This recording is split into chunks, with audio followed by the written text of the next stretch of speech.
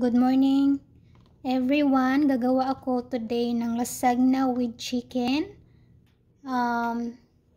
This is my recipe.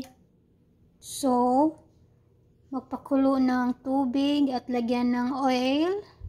And lagay ang lasagna. So, habang nagpakulo tayo sa lasagna, so magluluto tayo ng chicken.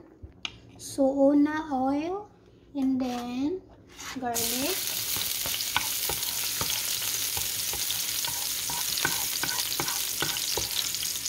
next the onion,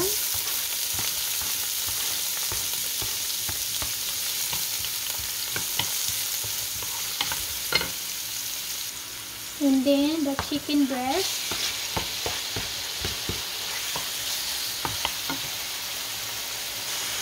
and then the Lawry's,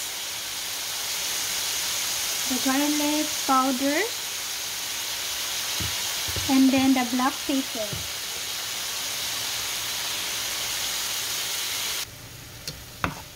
So, kung naluluto na ang chicken, ilagay ang 2 can of evaporated milk. 2 can. This is small can. I use small can. So, I use 2. So, pag kumulo, lagyan ng cheese. So, mix.